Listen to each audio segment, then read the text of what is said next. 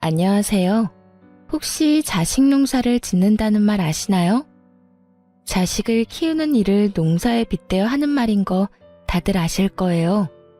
그러면 어떤 자식들이 잘 큰 자식이라고 생각하세요? 오늘 이 질문의 대답과도 같은 사연글을 들려드릴까 싶어요. 저는 남편과 소개로 만났어요. 남편은 당시에 준 종합병원에서 일하는 의사였고, 저는 대기업에 취직해서 어느 정도 연차가 쌓인 경력자였어요. 대화를 해보니 서로가 맞는 면이 많고 부족한 점을 서로 보완해 줄 수 있다는 점 덕분에 연애 관계로 발전해서 결혼까지 올 수 있었어요. 그런 저희 연애의 가장 큰 걸림돌은 시댁이었어요. 정확하게 말하면 시모 때문이었죠.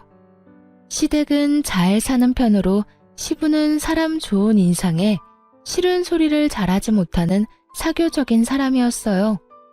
그런데 시모는 시부와 정반대였어요. 성미가 괴팍하고 사람을 들들 볶는 면이 있다고 할까요? 자존심이 강하고 자신의 의견을 굽히지 않는 타입이었죠. 내가 자랑하는 건 아니지만 나는 자식 농사 하나는 잘 지었다고 생각하는 사람이야. 어딜 가서 의사 아들의 회계사 딸, 교수 사위 뒀다고 하면 다들 어떻게 자식들 그렇게 잘 키웠냐고 물어보거든. 그러니까 내가 얼마나 이 결혼 이야기에 대해서 낙담하고 있는지 알겠지? 처음 저를 봤을 때 시모가 한 말이었어요. 자식을 번듯이 키워낸 시모의 자부심이 가득한 말이었지만 그 이야기를 듣는 내내 기분이 나빴어요. 제가 급에 맞지 않다고 생각하는 것 자체가요. 엄마, 그만하세요. 제가 이 사람 좋아해서 만나는 거예요. 착하고 이해심도 많고 직업도 좋고. 전 이 사람 아니고는 결혼 안 할 겁니다. 착하고 이해심 많고 직업도 좋은 여자들보다 나는 우리 아들 내조나 잘해줄 좋은 집안 며느리를 원해. 동네에서 장산하는 그런 별 볼 일 없는 집안 자식 말고 내가 그 정도 원하는 게 욕심인 거니? 아들이 의사고 내 딸이 회계사인데 사람들은 수준이 맞는 사람들끼리 어울려야지. 네가 지금은 이렇게 콩깍지 때문에 죽고 못 사네 하겠지만 살아봐라. 내 말 틀린 거 하나 없을 거다. 아가씨가 뭐 하는 사람인지는 모르지만 이미 집안이 우리랑 급이 안 맞아. 결혼 승낙을 맡으러 간 자리에서 들어야 할 말은 아니었죠. 저희 부모님이 들으시면 당장 그만두라고 했을 말들을 들으면서도 저는 남편 하나만 믿고 결혼했어요. 게다가 결혼 허락을 맡으러 오기 1년 전에 아버지가 돌아가시고 유산으로 남긴 제 몫의 7천만 원 중에 이미 5천만 원을 남편이 개원하는 데 빌려줬거든요. 어머니, 저희 부모님은 시골에서 음식점 하시지만 저는 수도권의 큰 대기업의 정규직으로 일해요. 연봉도 많고요. 그리고 저희가 절대로 헤어질 수 없는 이유가 있어요. 이 사람 이번에 개원 준비할 때 제가 돈 빌려줬거든요. 헤어지면 지금 당장 그 돈 돌려줘야 하는데 그러면 개원 미뤄야 할걸요? 개원 엄청 좋아하셨다고 들었는데 괜찮으세요? 대기업 연봉에 개원 자금까지 빌려줬다는 말이 시모의 마음을 간신히 돌려놓긴 했어요. 그때 시모의 표정을 잊을 수 없어요. 그 정도면 최소한의 도움은 되겠구나 싶은 표정. 기분이 개떡 같았지만 남편과 시부 때문에 참았어요. 그렇게 결혼하고 저는 무척 바쁘게 지냈어요. 내조를 원하는 시모를 생각하며 바쁘고 힘든 일정에도 남편의 건강과 식사에 신경을 썼죠. 그렇지만 결혼 1년 만에 아이를 가져 육아휴직을 쓴 뒤 다시 출근을 해야 했을 때는 정말 너무 시간이 없었어요. 정신도 없었고요. 애 키우는 부모들은 모두 잘 알 거예요. 애를 키우며 일을 한다는 게 얼마나 힘든지. 게다가 남편이 육아를 도와줄 수 없는 환경이라면 육아휴직 후 오랜만에 출근한 상황이라면 시간뿐만이 아니라 몸이 10개라도 부족하다는 걸요. 그래서 저도 시모에게 연락하는 일이 점점 뜸해졌어요. 그래도 일주일에 2번은 꼬박꼬박 연락했어요. 한 번은 시부에게, 한 번은 시모에게요. 두 분의 사이가 좋은 게 아니라서 그렇게 따로 연락을 드렸지만 그래도 며느리에게 연락 왔다는 말 정도는 하고 사는 줄 알았거든요. 그런데 시모는 그게 싫었던 모양이었어요. 제 생일에 남편이 양가 가족과 함께 식사를 하고 싶다고 했어요. 솔직히 불편한 마음이 더 컸죠. 사돈은 멀수록 좋다는 말도 있는데다가 동생이 로스쿨 졸업 후에 변호사 시험을 봤는데 첫 해에 떨어져 버렸거든요. 아마 밖에 나오는 것도 부담스러울 테고 다른 사람 입에 오르내리는 것도 싫을 거라고 생각했거든요. 남편은 그러면 양가 부모님만 모시고 제 생일 파티를 하자고 했어요. 그러면 두 가족이 모였는데 그때 시모가 밥 잘 먹는 저희 친정어머니에게 말을 꺼냈어요. 사부인도 마음이 영 불편하겠어요. 자식 농사 잘못 지으면 고생한다는데 아들이고 딸이고 얼마나 마음에 안 들겠어요. 아들은 변호사 시험에 떨어지고 딸은 시댁 어른들에게 최소한의 도리도 지키지 못하는 쭉정이고. 참 대단하시네요. 어떻게 그런 쭉정이를 다른 집에다 팔 수가 있어요? 나 같으면 부끄러워서라도 그렇게 못할 텐데. 한순간 숨이 멈춘 것처럼 조용해졌어요. 시모의 발언은 선을 넘어도 한참 넘은 말이었죠. 친정엄마의 얼굴이 새하얗게 질린 데다가 당황스러운 기색이 역력했어요. 저도 그 말 듣고 있다가 너무 놀라 시모에게 큰 소리를 내고 말았어요. 어머님, 그게 무슨 말씀이세요? 내가 틀린 말 했니? 네가 바쁘면 얼마나 바쁘다고 연락을 일주일에 한 번만 해? 어른들이랑 같이 사는 게 아니면 매일 전화하고 안부 물어야 하는 건 당연한 도리 아니야. 그리고 내가 없는 말한 것도 아니고 자식 농사 이따위로 지을 바에야 아예 자식을 안 낳는 게 좋지. 어머님, 그게 불만이시면 저한테 말하시면 되잖아요. 꼭 제 생일에 저희 친정 부모님 있는 곳에서 그런 말씀 하셔야겠어요. 그럼 언제 말하니? 네 잘못을 너희 어머니도 알아야 할 것 아니야. 그럼 네가 처음부터 잘하지 그랬어? 제대로 못한 건 너야. 그리고 너 어디서 두 눈 똑바로 뜨고 대드는 거야? 네가 그런다고 내가 무서워할 줄 아니? 시모는 자기 말이 틀림이 없다며 대놓고 저를 저격하며 화를 내기 시작하더군요. 아나무인이라는 말이 딱 맞는 상황이었죠. 저도 시모에게 당하고 있지만은 않았어요. 남을 비난하고 싶으면 적어도 본인에게는 비난받을 일이 없어야 하는 게 당연한 일이죠. 그렇지만 시모도 그리 결백한 사람은 아니었거든요. 어머님, 그러는 어머님은 할머님한테 매일 연락 안 하시잖아요. 제가 매번 할머님한테 전화드리면 할머님이 뭐라 하시는지 모르시죠? 며느리가 면회 한 번, 전화 한 번을 안 한다고 신세 한탄만 하세요. 그런 어머님이 저한테 며느리의 도리라는 걸 가르치신다고요? 제가 시조모를 들먹이자 그제야 시모 입이 뚝 멈추더군요. 시모와 시조모는 사이가 무척 안 좋거든요. 그 때문에 연락도 시부가 한다고 들었으니까요. 그렇게 연락의 중요성을 말씀하시는 분이 그 중요한 걸 안 하면서 저한테만 뭐라 하시는 건 좀 웃기다고 생각하지 않으세요? 그리고 제가 어머님보다야 훨 낫죠. 저는 최소한 일주일에 한 번은 연락하니까요. 1년 365일 연락은 아버님한테만 맡겨놓는 어머님보다는 훨씬 양호한 수준이잖아요. 안 그래요? 뭐? 지금 너 나 가르치는 거니? 나는 지금 너랑 나 사이의 도리를 알려주는 거야. 왜 갑자기 할머니를 끌고 와? 할머니 끌고 오면 네가 이길 줄 알아? 결국 분위기가 과열되자 시부가 중간에 끼어들었어요. 그만해. 당신 잘한 거 하나도 없어. 며느리가 바쁜 거 다 알잖아. 남편 내조하느라 애 혼자 보느라 일까지 하면서 돈까지 벌어주느라 그런 며느리 몸 상한 곳 없나 물어보지는 못할 망정 전화를 안 했다고 이 난리를 피워? 마음을 좀 곱게 써. 쓸데없는 보석들한테만 관심 쏟지 말고 며느리랑 우리 부모님한테도 관심 좀 주라는 말이야. 그리고 전화통화는 할 말이 있을 때만 하면 되는 거지 똑같은 말 주고받을 거면 굳이 왜 해? 당신은 왜 나한테만 큰 소리예요? 남들에게 싫은 소리 못하는 시부였지만 시모에게만은 그렇게 싫은 소리를 잘하더군요. 결국 분위기가 완전히 엉망이 되고 자리는 어정쩡하게 파했죠. 친정엄마는 기분이 확 상해서 울면서 집에 가셨고 남편은 제 눈치만 보기 바빴어요. 상황이 이렇게 될 줄 몰랐으니 어쩔 수 없는 일이었지만 그 상황에서 제 편 한번 들어주지 않은 남편에 대한 실망도 컸어요.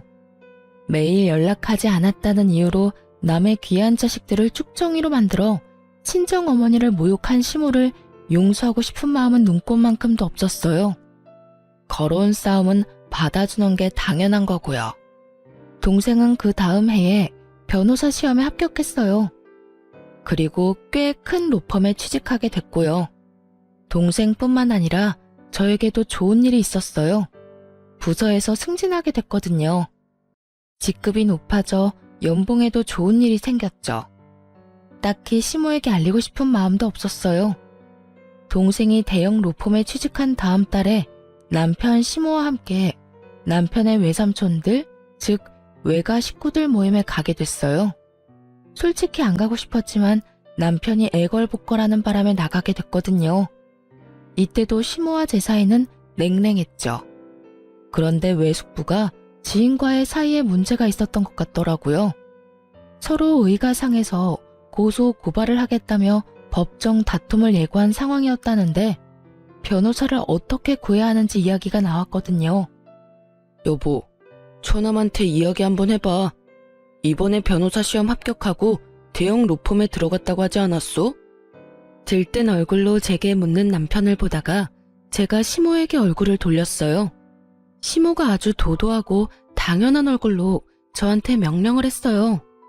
그래, 사돈 총각한테 이야기해보거라. 오빠, 걱정하지 마. 내가 다 해결해줄게. 이런 일은 전문가한테 맡기는 게 좋아. 내 인맥이면 해결 못할 게 없지. 저는 어이가 없었죠. 쭉정이라며 자식 농사 제대로 못 지었다고 비아냥거릴 때는 언제고 이제 와서 호언장담하며 소개를 해달라니. 그렇게 해주고 싶은 마음 전혀 없어서 저도 말했죠. 어머님, 죄송한데 이야기 못할 것 같아요. 저번에 어머님이 저희 동생한테 시험도 한 번에 합격 못한 쭉정이라고 욕한 거 동생이 다 전해 들었거든요. 제가 부탁해도 동생이 안 들어줄 확률이 너무 커요. 그리고 어머님도 쭉정이한테 부탁하는 거 무섭지도 않으세요? 저희랑 급이 맞다고 생각하지도 않으시니 변호사는 다른 데서 알아보세요. 저의 빈정거림에 시모의 얼굴이 수치스러움으로 확 일그러졌어요. 너 내가 저번에 그런 말 했다고 그걸 그대로 가서 일러 바쳤니? 도대체 애가 왜 그렇게 입이 싸? 그리고 시어머니가 하라면 해야지 무슨 할 말이 그렇게 많아? 제가 쭉정이라서 그런가 보죠. 어차피 어머님이 지은 농사도 아닌데 어머님 것처럼 여기지 마세요. 자식 농사 잘 지은 아들딸이 변호사는 아니지만 좋은 직업 가지고 있잖아요. 하긴 저한테 나쁜 소리 할 때는 저희 집에 도움 구하게 될 줄 몰랐겠죠? 이쯤 되니 아버님 하신 말씀이 계속 생각나네요. 마음을 좀 곱게 쓰셨으면 제 동생도 도움을 줬을 텐데. 저희 어머니 그날 울면서 집에 가는 바람에 동생이 마음에 맺힌 게 많은 모양이에요. 제 말에 시모가 볼살이 부들부들 떨리도록 저를 째려보더군요. 정말 웃긴 건 제가 시모에게 그런 이야기를 하는데도 아무도 시모 편을 들어주지 않았다는 거예요. 평소에 얼마나 가족들에게 야박하게 굴었는지 알 수 있는 상황이었죠. 솔직히 며느리가 시어머니에게 대드는 모습이 집안 어른들에게는 나쁘게 보일 수밖에 없는 상황인데도 불구하고 사람들의 눈은 모두 시모를 탓하고 있었거든요. 야, 너 정말 사돈한테 그런 식으로 이야기를 했어? 너 정말 어떡하려고 그래? 이 오빠가 얘기하지 않더냐? 사람이 인심이 없고 성미가 괴팍하면 행동거지 말이라도 조심해야 한다고. 너 언젠간 네가 한 행동 고스란히 돌려받을 때가 올 거라고 내가 이야기했지? 어휴, 동네 창피해서 원. 오빠, 오빠는 누구 편이야? 아니, 급이 맞아야 이야기를 할 거 아니야, 급이. 솔직히 우리 집안에 대볼 수 있는 집안이기나 해. 시골에서 장사하는 사람들? 나는 우리 아들이 이런 애보다 더 좋은 며느리 데려올 수 있을 거라고 생각했어. 그래서 내가 그런 말 한 거지. 그리고 틀린 말도 아니잖아. 며느리 꼴랑 대기업 다니는 거 가지고 그거 아무나 다 다녀. 뭐 그렇게 내세울 거 있다고? 대기업을 누가 아무나 다녀? 너 진짜 그 콧대가 한도 끝도 없이 높아져서 어떡하려고 그러냐? 애들 일이고 이미 결혼했어. 그러면 너도 마음 놓고 후덕한 시어머니 노릇을 해야지. 아우 시끄러워. 잔소리 좀 그만해요. 너희들 볼일 끝났으니까 집으로 돌아가. 시모가 영 그 자리에 있기 불편했는지 저희 보고 나가라고 하더군요. 저보다 시모가 더 불편한 자리였던 것 같더라고요. 그렇게 시모와 헤어지고는 더 이상 연락을 하지 않았어요. 남편에게 단단히 일렀거든요. 시부가 하는 것처럼 앞으로 시어머니와의 대화는 남편이 무조건 책임지고 하라고요. 남편은 제 눈치를 보며 알겠다고 고개를 끄덕였어요. 솔직히 남편 탓이 아니라는 걸 알지만 그래도 실망스러운 건 어쩔 수 없잖아요. 저와 친정 편을 들어주지는 못해도 시모를 말려줄 수는 있을 텐데 그것마저 못하는 남편을 믿고 있을 수만은 없더라고요. 어쨌든 외가 가족들 앞에서 못된 시어머니로 찍힌 시모는 더 이상 저한테 연락을 강요하지는 않았어요. 솔직히 마음은 편했죠. 이렇게 평생 얼굴 안 보고 살면 좋았을 텐데. 그런데 딱히 인생이라는 게 제 마음대로 되지는 않는 거더라고요. 저희의 문제가 아닌 다른 문제로 시모와 다시 연락하게 될 상황이 발생했죠. 저희 결혼 6년 차에 시모가 시부의 내연녀에 대해 알게 됐거든요. 사실 징후가 없었던 건 아니었어요. 시부는 사람 좋은 모습을 하고 있지만 유독 시모에게만은 하고 싶은 말 다 하면서 짜증내는 면이 있었거든요. 신경질적이고 사람을 아래로 보는 그런 시모의 행동이 사람 좋고 둥글게 사는 시부에게는 좋게 보이지 않았던 거라고 생각해요. 그래서 두 분이 싸우는 일이 잦았던 거죠. 솔직히 며느리로 있으면서 두 사람이 서로 크게 간섭하지 않는다는 느낌을 받았거든요. 그리고 시부의 마음이 이해가 안 가는 것도 아니었으니까요. 저도 시모에게 당해본 일이 있으니까 두 사람 사이가 나쁘더라도 그러려니 했죠. 그런데 시부가 다른 여자와 사귀고 있던 걸 시모가 알게 됐어요. 알게 된 계기는 심플하면서도 충격적이었죠. 시모가 자주 연락하는 보험 설계사가 있어요. 그 사람을 시모가 자신의 중학교 동창한테 소개시켜줬거든요. 그런데 그 보험 설계사가 시모에게 폭탄 같은 소식을 전한 거였어요. 바로 그 동창의 생일날 고급 호텔의 비싼 명품 주얼리까지 애인에게 선물 받았다는 걸 알려줬거든요. 저희 시모는 딱 두 가지 좋아하는 게 있었어요. 바로 농사를 잘 지은 자기 자식들과 반짝거리는 주얼리요. 다이아몬드, 루비, 사파이어, 금. 반짝이라는 것이라면 종류를 불문하고 사모으기 바빴던 사람이니까요. 시부가 몇 번이나 사치와 낭비를 줄이라고 단단히 일렀지만 시모는 전혀 개의치 않고 시부의 카드로 열심히 샀다고 하더라고요. 사촌이 땅을 사면 그렇게 배가 아프다는데 별 볼 일 없다고 생각했던 동창이 애인에게 그런 선물을 받았다는 걸 들으니 어지간히 속이 쓰렸나 봐요. 그 동창분은 몇 년 전에 사별을 하신 상태였거든요. 그러니 다 늙어가는 마당에 돈 많은 남자까지 어떻게 잡았는지 궁금할 수밖에요.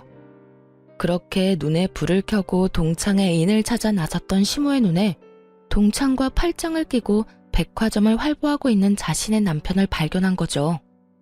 개인적으로 시모가 좋고 나쁘고를 떠나서 그 상황만 놓고 보자면 참 시모가 안 됐다는 생각을 했어요. 하지만 시모의 뇌구조는 저와는 좀 많이 다르더라고요. 얘, 네 아빠 바람났어. 그것도 내 동창이랑. 너 이게 말이 된다고 생각하니? 거기다가 살면서 나한테는 반지 하나 사준 적이 없던 인간이 그년한테는 비싼 명품 브랜드의 목걸이 팔찌 세트를 선물했대. 내가 기가 막혀서 줄 거면 지 마누라를 줘야지 왜 그딴 년한테 주느냐고. 나 그렇게 두고 볼 수 없으니까 아들 네가 나 좀 도와. 네가 그 여자가 너희 아버지한테 받은 것보다 더 좋은 거 선물해줘. 나 곧 생일이잖니. 그 여자가 간 호텔보다 더 좋은 호텔, 그 여자가 아버지한테 받은 선물보다 더 좋은 선물로. 시모의 말에 깜짝 놀란 제가 반대를 하며 나섰어요. 어머님, 그게 무슨 말씀이세요? 아버님이 바람을 폈으면 아버님하고 단판을 지을 생각을 하셔야지 어떻게 내연녀보다 더 많이 받겠다고 아들을 들들 볶아요? 어머님, 그러지 마시고 내연녀를 찾아가시든지 아버님하고 이야기를 하세요. 그 돈은 아버님이 쓰신 돈이니 저희가 어떻게 할 수 없잖아요. 화가 난다고 아들한테 그만큼의 돈을 쓰시라고 하는 거는 좀 아니지 않을까 싶네요. 그렇지 않아도 이 사람 개원하고 요즘 환자도 많이 없는데. 너 지금 그게 나한테 할 말이니? 내가 자식을 왜 키웠는데? 이런 일이 있을 때 너희가 나를 도와줘야 하는 게 당연한 거 아니니? 정말 어이가 없어서. 넌 내가 그 동창년이랑 네 시아버지한테 이런 수모를 당해야 한다고 생각하는 거니? 비루하게? 난 그렇게 못해. 내가 왜 그렇게 살아? 난 그년이 받은 것보다 더 많이 받을 거야. 남편이 주든 아들이 주든 누가 주든 뭔 상관이야? 내가 그년보다 돋보이면 될 일인데. 시모가 우기고 있었지만 저는 당연히 남편이 거절할 거라고 생각했어요. 저야 월급쟁이지만 남편은 아니잖아요. 의료라는 거창한 타이틀이 붙긴 했지만 그것도 서비스업이란 말이죠. 환자가 있어야 돈을 버는 법인데 지금 남편 병원이 그렇게 좋은 상황이 아니었거든요. 당신, 나 좀 봐. 설마 어머님 말씀하자는 대로 하는 건 아니지? 그럼. 설마 그런 거 다 어떻게 맞춰드려. 그냥 조금 달래드리면 될 거야. 그 큰 돈이 어디서 내가 그걸 해줘. 그렇지? 어머님 상심한 건 알겠는데 그렇다고 그걸 돈으로 풀려고 하면 안 되지. 그것도 아들 돈이잖아. 대신 당신이 나중에 어머니 달래드리고 아버님이랑 얘기 한번 해봐. 집안 이렇게 난리가 나서야 되겠어? 어떻게든 안정시켜야지. 아버님이 잘못하셨지만 한쪽 이야기만 들어가서 모르는 거고. 당연히 여기서 이야기가 다 끝난 줄 알았어요. 시모에게 줄 수 없다고 거절의 말을 건네고 그것이 끝이라고 생각했죠. 그런데 시모 생일이 지난 다음 날, 시모가 카톡 프로필 사진에 엄청나게 화려한 생일 파티 사진을 올렸더라고요. 활짝 웃고 있는 시모가 몸에 걸치고 있던 장신구들은 아무것도 모르는 제가 봐도 엄청나게 비싸 보이는 물건들이었어요. 놀란 제가 남편에게 전화를 했어요. 어머님 카톡에 올라온 사진 봤어? 그거 뭐야? 혹시 당신이 해드린 거야? 그거 그렇게 비싼 건 아니야. 엄마가 울면서 나한테 매달리잖아. 그래서 내가 해드렸어. 당신이 무슨 돈이 있어서? 당신이랑 같이 모은 돈 있잖아. 야, 그게 어떻게 같이 모은 돈이야? 그거 우리 아버지 유산 남은 거잖아. 미친 거 아니야? 그 돈이 어떤 돈인데 그 돈을 써? 벌써 쓴 걸 어떡해? 그리고 넌 우리 엄마한테 그 돈 쓰는 게 그렇게 아까워? 엄마 울고불고 아버지한테 배신당해서 힘든데 그거 하나 못 해주냐고. 이게 어디 헛소리야? 돈 쓰고 싶으면 네 돈을 써야지. 그리고 막말로 아버님이 바람 피워서 힘드신 거야? 아니잖아. 아버지 내연녀가 비싼 거 받으니까 그것 때문에 화나신 거지. 하긴 누가 뭐 때문에 화내든 내 알 바 아니지. 돈 다시 돌려놔. 안 돌려주면 나 절대로 가만히 있진 않을 거야. 한 달 내로 통장 잔고 원상복구 해놔. 제 명의로 된 통장에서 돈을 어떻게 뺀 건지 알고 나서부터는 이혼을 해야 하나 심각히 고민하게 됐어요. 제가 자는 동안 지문으로 제 폰 열고 들어가서 이체시켰더라고요. 이틀에 걸쳐서. 이체 내역 문자로 날아온 거는 다 삭제시키는 치밀함까지. 부부 사이라도 범죄는 범죄잖아요. 그런데 더 웃긴 일이 생겼어요. 제게 사과 한 번 안 하던 남편놈이 시모와 함께 제 눈치를 살살 보며 저를 찾아왔더군요. 그러고는 저를 부엌으로 슬쩍 데리고 가더니 말하더라고요. 여보, 나 당신한테 할 이야기가 있는데. 2천만 원 못 갚겠다는 이야기 할 거면 나가. 그게 아니고 돈 좀 빌려줄 수 있을까? 뭐? 무슨 돈? 나한테서 가져간 돈 말고 또 빌려달라고? 엄마가 내 카드로 쇼핑을 좀 했는데 갚을 수가 없어서. 얼마나? 어머님한테 카드는 왜 줬어? 아버지가 카드 끊는 바람에 내 거 줬지. 1,000만 원은 필요한데. 미쳤어? 꽥 소리 지르는 통에 시모가 부엌 쪽으로 오더군요. 여태껏 시모 얼굴이 좋았던 적은 없지만 그날은 정말 뺨이라도 갈기고 싶을 만큼 보기 싫은 얼굴이었어요. 너 우리 아들한테 이게 무슨 짓이야? 미쳤냐니? 내가 우리 아들 얼마나 애지중지 키웠는지 몰라? 그리고 너는 돈도 잘 번다는 애가 이 정도로 돈도 못 갚아줘? 언제는 나더러 대단한 인재인 것처럼 말하더니 너도 별 볼 일 없는 애였네. 어머님, 지금 이 사람이 갖다 쓴 돈이 얼마인지 알고는 있으세요? 저번에 호텔이랑 장신구들 산 돈도 남편 돈이 아니라 제 돈이었어요. 그런데 이번에 또 돈을 빌려달라고요? 전 그렇게 못해요. 저희 아버지 유산으로 받았던 2,000만 원 갚기 전까지는 아무것도 못해줘요. 아이고, 그래서 우리 아들이랑 헤어지기라도 하게? 차라리 잘 됐네. 그래, 응? 네가 감히 의사 남편을 어디 가서 만나겠어? 우리 아들이 너 불쌍하게 생각해서 만나준 거야. 그런 주제에 뭐가 어쩌고 저쩌지? 지가 대기업 다닌다고 아주 시어머니를 물로 보나 본데 나도 너 같은 며느리 두고 싶은 마음 눈꼽만큼도 없어.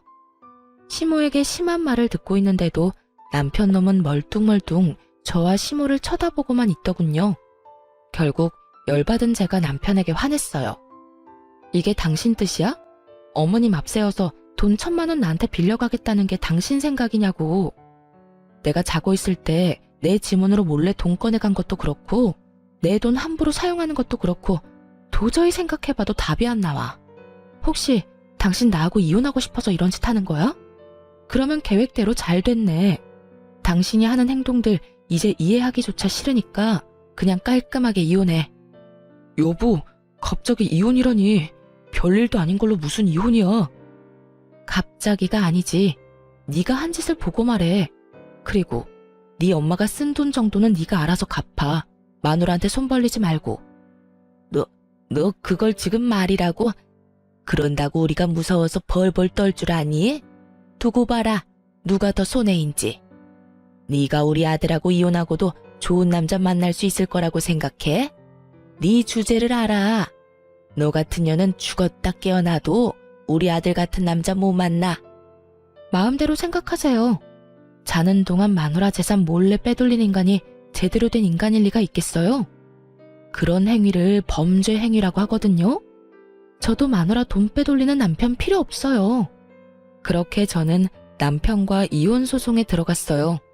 그리고 소송이 진행되면서 저는 부채 관계를 명확히 하기 위해 남편에게 결혼 전에 빌려준 개원자금 5,000만 원과 시모 생일에 몰래 쓴 2,000만 원을 돌려달라고 했어요. 그런데 남편은 이혼 소송을 하고 있는 와중에도 무례하게 찾아와 저를 설득하려 했었어요. 여보, 당신이 좀 이해해줘. 내가 돈 그렇게 쓴 거는 미안해. 정말로 미안하다고 생각하고 있어. 하지만 그렇다고 우리 엄마가 나쁜 마음에 그런 건 아니잖아. 나도 나쁜 의도로 그런 거 아니고. 그냥 어머니가 아버지한테 배신당하면서 생긴 마음의 상심을 덜어주려고 한 것뿐인데. 자기 합리화하려는 남편 놈을 째려봤어요. 물론 내가 잘못하긴 했지. 그러니까 여기 와서 당신한테 빌고 있잖아. 나 정말로 수중에 돈이라고는 없어. 그러니까 이혼 소송 없던 걸로 하고 2,000만 원도 천천히 갚는 걸로 하면 안 될까? 내가 왜? 나 이혼할 거야, 당신하고. 당신은 나랑 이혼할 마음도 없으면서 어떻게 사람 자는 동안 남의 재산 빼돌릴 생각을 했어? 당신이 한 짓이 무서워서라도 나는 이혼해야겠으니까 이런 이야기 할 거면 나 찾지 마. 여보, 내가 이렇게 빌게. 다시 생각해봐, 응? 저는 절대로 이혼을 번복할 생각이 없었어요. 남편보다도 시모 때문에요. 시모가 시부와 싸우고 저희 집에 들어왔거든요. 저는 남편과 이혼 소송 시작하면서 친정으로 거처를 옮긴 상황이었고요. 제 이혼의 중요한 한 축을 담당하는 시모와 어떻게 같이 살 수 있겠어요? 다시 생각을 왜 해? 내가 다시 생각하면 지금 그 집 들어가서 시모 모시면서 살아야 되는 거 내가 모를 줄 알아? 나는 시모 통장 노릇은 둘째치고 시어머니 수발까지 들고 싶은 마음은 요만큼도 없어. 그러니까 나 설득하려고 하지 마. 여보, 나 진짜 안 좋은 상황이야. 병원은 계속 적자고 어머니 씀씀이는 날이 갈수록 커지고 있어. 이런 상황에 당신한테 7천만 원에 우리 사는 집까지 나누고 하면 정말 남는 거 단 하나도 없다고. 돈이 왜 없어? 당신 진짜 웃기네. 집에 얼마 전에 가득 들어오지 않았어? 그게 무슨 말이야? 아무것도 모르는 듯 반문하는 남편에게 저는 아주 좋은 정보를 하나 알려줬어요. 시모를 엿먹일 수 있는 아주 좋은 정보. 당신 어머님이 가득 모아놓은 주얼리들 있잖아. 그거 다 팔면 못해도 몇 천만 원은 훌쩍 넘어. 몰랐구나? 제 말에 남편 눈 눈빛이 반짝 빛나더군요. 돈 없으면 그거라도 팔아서 주면 되잖아.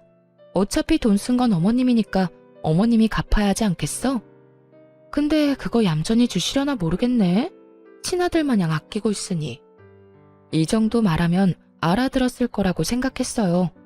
솔직히 이런 이야기 해주고 싶지는 않았는데 저는 받아야 할 돈이 있었고 절대로 손해보고 싶지는 않았거든요. 게다가 무엇보다도 시모를 용서할 생각도 없었고요. 그래서 슬쩍 이야기를 흘렸죠. 역시나 제 말을 제대로 알아들었는지 남편은 며칠 뒤 제 뒤통수 치고 가져간 2천만 원을 바로 마련해서 통장으로 넣어주더군요. 얼굴에 기름기가 좔좔 흐르는 것이 큰 돈을 마련한 것 같더라고요.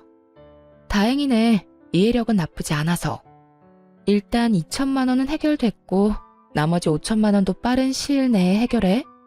이혼 전에 잡다한 거 싹 정리하고 싶으니까. 걱정 마. 돈 없으면 어머니 목걸이 몇 개 더 팔면 돼. 요즘 금값도 많이 올라서 그런지 살 때보다 더 많이 받아. 그리고 그거 아니더라도 곧 부모님 이혼하실 것 같거든. 그때 어머니가 받은 것들로 돈 마련할 수 있으니까 뭐 일단 좋은 방법 알려줘서 고마워. 돈이 생기니 이혼 다시 생각하라는 말도 하지 않더라고요. 자기 엄마 물건 팔아서 돈 마련한 주제에 자기가 대단한 것처럼 굴고 있으니 어찌나 웃긴지. 속으로 비웃음을 참느라 고생했죠. 역시 돈이 아쉬워서 나 잡으려고 한 거구나 하고 생각하니 눈앞에 남편놈 얼굴이 더 꼴보기 싫은 거 있죠? 돈 이야기 끝났으니 서로 용건만 간단히 하고 집으로 돌아오는데 시모에게 전화가 걸려왔어요. 전화를 받자마자 시모가 큰 소리로 제게 소리를 버럭 지르더군요. 야, 네가 우리 아들한테 목걸이 갖다 팔라고 시켰어? 내가 모아놓은 것들, 그것들이 어떤 건데? 내 목숨과도 같은 것들이라고. 당장 다시 돌려내. 당장 내 앞에 내 물건들 되돌려 놓으라고. 이보세요, 아줌마. 저는 당신 아들한테 받아야 할 돈이 있는 채권자예요. 채무자가 돈 마련할 방법 없어서 전전긍긍하길래 방법 좀 알려준 것 뿐이라고요. 막말로 내가 그거 가져가서 팔았어요? 나 그 더럽고 욕심이 덕지덕지 붙은 물건들 꼴도 보기 싫고 만지기는 더더욱 싫은 사람이에요. 당신 아들이 당신 생각했으면 안 팔았겠지. 근데 막상 돈 필요하니 떡하니 팔아다가 돈 마련한 건 당신 아들이라고요. 나한테 전화할 게 아니라 아들한테 전화하셔야지. 어디 돈 빌려간 사람이 돈 빌려준 사람한테 이 난리야? 너 이 어린 년이 나한테 지금 뭐? 내가 너 가만둘 줄 알아? 대한민국의 얼굴 못 들고 다니게 만들어줄 거야. 멀쩡한 얼굴로 직장에 못 다니도록 만들어줄 거라고. 어이가 없어서. 어디 잘해보세요. 그럼 나도 법적으로 해결할 테니까. 그리고 당신이 뭔데 나를 가만한도? 나 막말로 이제 당신 며느리 아니거든? 그런 갑질 하고 싶으면 당신 자식들한테나 해. 그리고 어디 가서 자식 농사 잘 지었다고 말하지 말고요.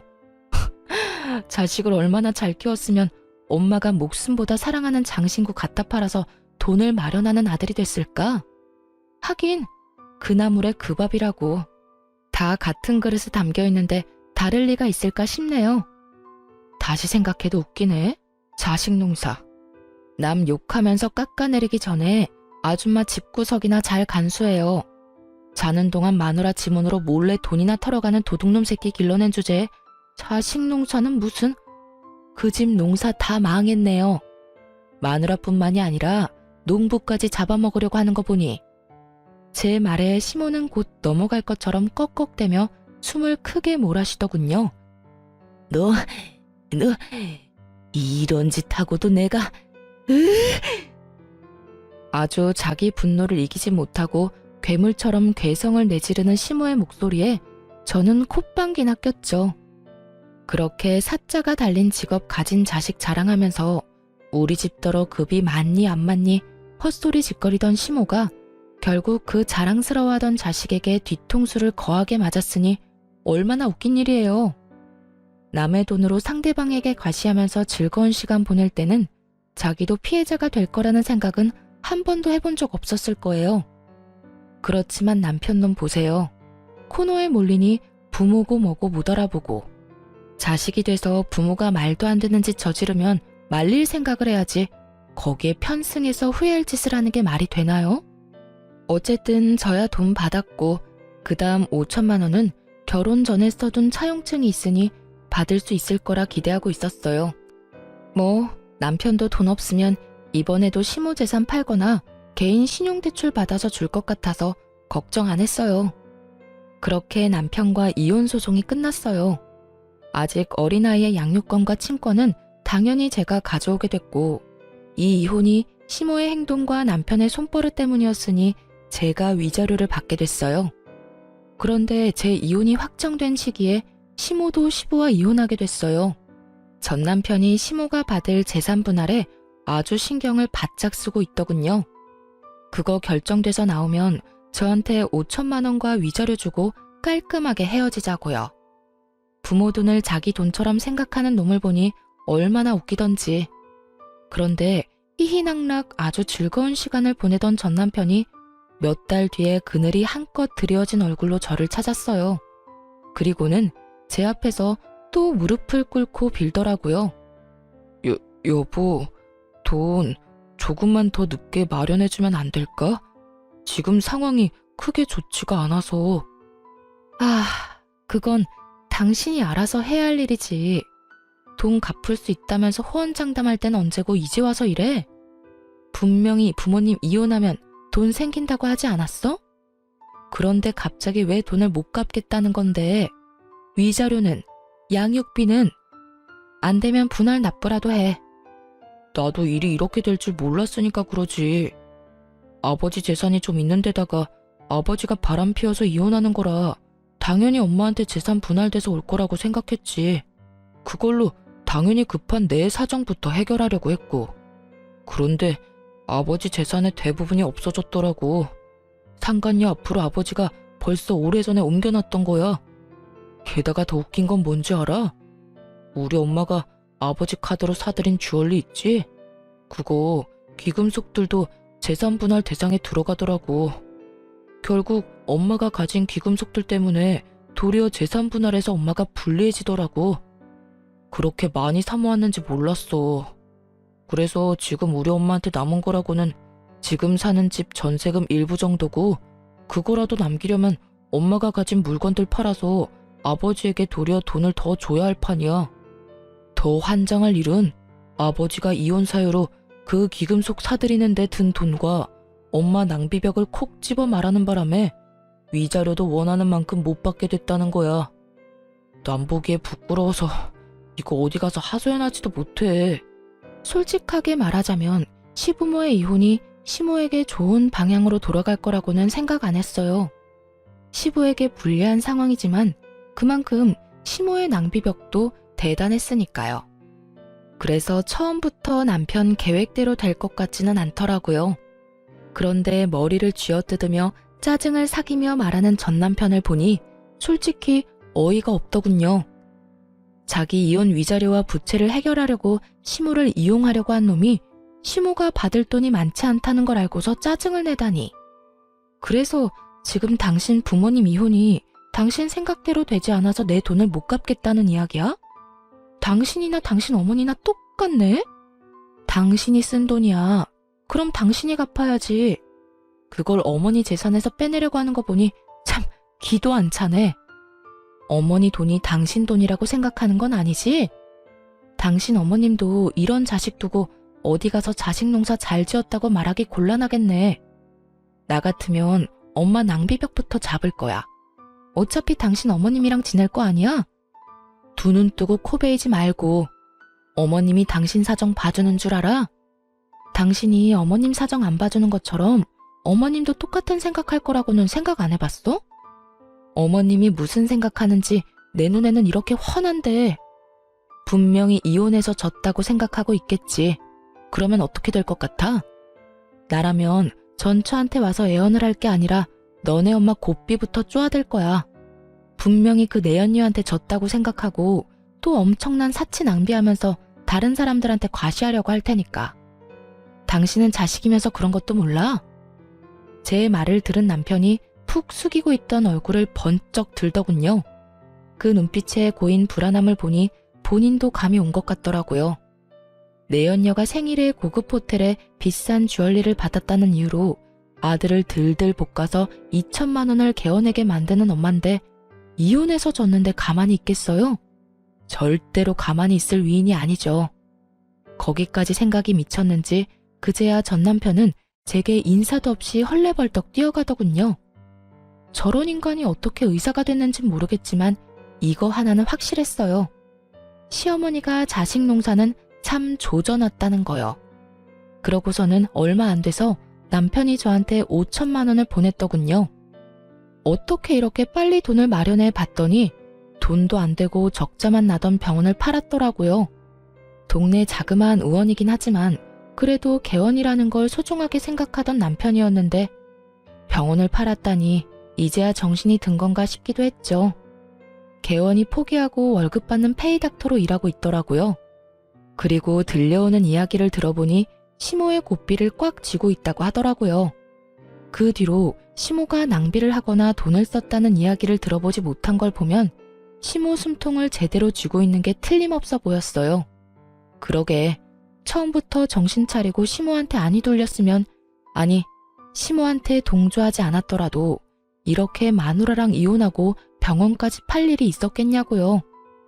그렇게 저와 남편의 이혼한 지 1년이 훌쩍 넘던 어느 날 전 시모가 저희 친정집에 왔다는 전화에 친정으로 급히 갔어요. 엄마를 붙들고 다짜고짜 저를 찾았다고 하더라고요. 보게 해주지 않으면 아예 드러놓을 것 같아서 어머니가 저에게 연락을 한 거였어요. 아니, 아줌마 아들을 왜 여기서 찾으세요? 저 그 사람하고 이혼하고 남남된 지 오래됐어요. 거짓말 하지 마. 네가 우리 아들한테 뭐라고 한 게 틀림없어. 그게 아니면 우리 아들이 날 버리고 그렇게 도망갔겠냐고. 네가 중간에서 이간질한 거 맞지? 그렇지? 전 시모의 말을 듣는 순간 벙찜과 동시에 웃음이 났어요. 그 웃음을 참으며 되물었죠. 그 사람이 집을 팔고 도망을 갔다고요? 몰래? 그래. 멀쩡한 가족 파탄 내고 자기 인생 이 꼴로 만든 게 다 내 탓이라며 나한테 지랄 연병을 떨고 갔어. 네가 그런 거잖아. 걔가 그런 얘기 꺼낸 거 보면 네가 중간에서 뭔가 한 게 틀림없어. 제가 이유가 아닐 수도 있죠. 아줌마가 여태 그 사람한테 어떻게 했는지 생각해보면 답 나오실 텐데요. 내가 무슨 잘못을 했다고? 내가 우리 아들한테 얼마나 잘해줬는데. 그리고 세상에 나보다 불행한 사람이 어딨어? 남편한테 배신당한 지 얼마 안 돼서 이번에는 아들한테 배신을 당했잖아. 그러니까 늙음하게 손주 재롱이나 보면서 소소한 행복이나 챙기며 사실 거였으면 생일 잔치하겠다고 2천만 원이나 쓰게 만들지 말았어야죠. 그것 때문에 멀쩡한 아들 내외 이혼하도록 원인 제공하셨으면 얌전하게 사시던지. 뭐하러 나대서 이런 상황을 만드셨어요? 그리고 제가 그 사람한테 아줌마 집까지 팔라고 이야기했겠어요? 아니, 이야기를 했다고 쳐도 아들이 그렇게 효자고 어머니 위하는 자식이면 이야기 듣자마자 그게 무슨 소리냐고 화내고 절대 그런 일 벌어지지 않도록 조심했겠죠. 그런 이야기 한 적도 없는데 아줌마 몰래 집 팔고 도망간 자식을 탓해야지. 왜 여기까지 와서 애꿎은 저희 가족을 괴롭혀요? 이게 너 말 다 했어? 네가 지금 우리 아들이랑 이혼했다고 눈에 뵈는 게 없지? 전 시모가 제 머리끄덩이를 잡으려는 걸 저희 어머니가 말리며 전 시모를 강하게 떼어냈어요. 이 늙은이가 어디 와서 남의 귀한 딸한테 손을 대? 이제 우리는 그 짝이랑 영 상관없는 사람들이야. 내가 그쪽으로는 얼굴도 돌리기 싫은 사람이니까. 우리 딸 결혼하고 딸한테 그 수모를 주고도 딸 자식 마음 생각해서 아무 말 안 하고 참았는데 이제는 나도 한마디 해야겠네. 자식 농사 잘 지어서 좋겠소. 얼마나 농사를 잘 지었으면 자식놈이 엄마 버리고 도망을 가? 지도 보니까 제 어미가 사람답게 살 것처럼 안 보였으니 버렸겠지. 자식놈한테 빌부터 쓰잘데기 없이 돈이나 펑펑 쓰면서 자식 등골 빨아쳐먹는 어미나 그런 어미 몰래 집 팔고 폐물 팔아서 도망가는 아들이나 아주 똑같은 것들이야. 우리 딸이 이혼한 건 하늘이 도우신 일이야. 그러니 여기까지 와서 헛짓거리하지 말고 도망간 자식이나 열심히 찾아다녀 이 여편네야.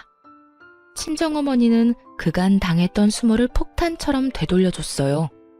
전 시모는 친정엄마의 말을 들으면서 입만 벙긋거리며 말도 제대로 못하더군요. 그렇게 내쫓으니 더 이상 저희에게 연락조차 하지 않더군요. 들리는 이야기로는 전 시모가 결국 전세금까지 다 아들에게 뺏기고 가지고 있던 폐물도 아들이 다 팔아버리는 바람에 땡전 한 푼 없이 신우한테 도움을 구하러 갔다고 해요. 그런데 신우가 그런 시모를 곱게 볼 리는 없죠.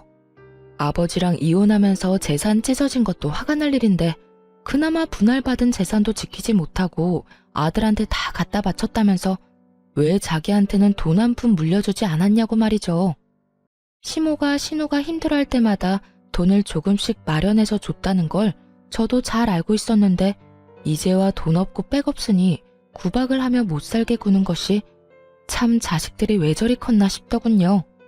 솔직히 신우 이야기 듣는데 아주 섬뜩하더라고요. 제 자식은 그런 인간들로 키우지는 말아야지 싶었어요. 자식 농사 잘했다며 자랑하던 시모는 결국 신우 집에서도 쫓겨나서 시모의 큰오라버니 집에서 겨우 몸만 의탁하며 지내고 있다고 하더군요. 이혼하고 재혼은 생각하지 않고 있어요. 한동안은 제 이혼 이야기도 하고 싶지 않아서 다른 사람들에게 얼버무렸지만 이제는 그런 상처들도 다 나아서인지 아니면 그 사람들이 그리 좋은 생을 보내고 있지 않아서인지 말하는데 부담이 크게 없어요. 제 사연은 여기서 끝입니다. 읽어주신 분들에게 감사의 마음을 전합니다.